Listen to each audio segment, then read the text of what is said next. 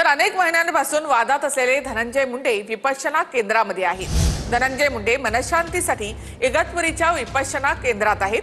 धनंजय मुंडे यांनी योग्य पर्याय निवडला असं मंत्री पंकजा मुंडे यांनी म्हटलंय।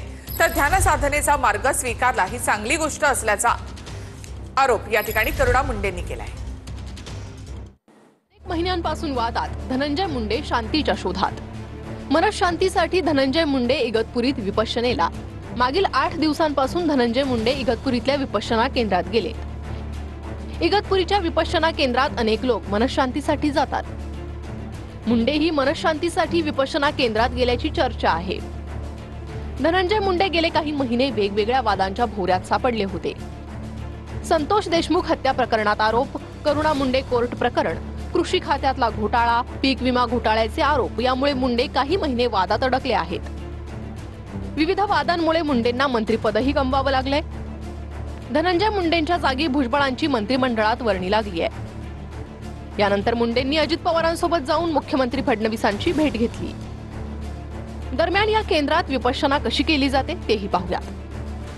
साधनेवेळी आपणास शांत राहावे लागते। स्त्री आणि पुरुष यांना वेगळे ठेवले जाते। कोणाशीही संवाद साधता येत नाही। बाहेरच्या जगाशी आपला कुठलाही संबंध राहत नाही। कुठल्याही प्रकारची नशा करता येत नाही। 24 तासातून 16 तास साधनेत जातात। किडे प्राण्यांना मारता येत नाही। विपश्यनेवेळी दिलं जाणारं भोजन अत्यंत सात्विक असतं। विपश्यनेमुळे मनावर नियंत्रण मिळवता येतं। या कालावधीत आपल्या शरीरात होणारे बदल आपल्याला जाणवतात। अनेक रोगांपासून मुक्ती मिळून मन शांत होतं।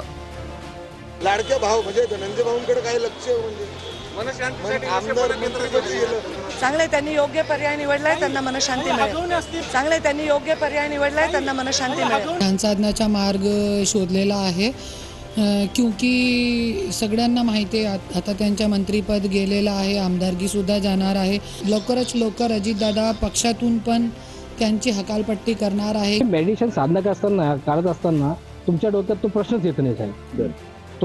तो भागच वेगळा असतो। तुमच्या डोक्यात ते येतच आहे। तुम्ही साधना करताना फक्त तुम्हाला हेच चालू आहे की आपल्या शरीरात काय हालचाल चालू आहे, काय चालू नाही, काय नाही, तुम्हाला फक्त हेच कळणार। बाकीच्या गोष्टीपासून तुम्ही लांब राहणार। त्यामुळे तुम्हाला विपश्यना हे खूप गरजेचं आहे।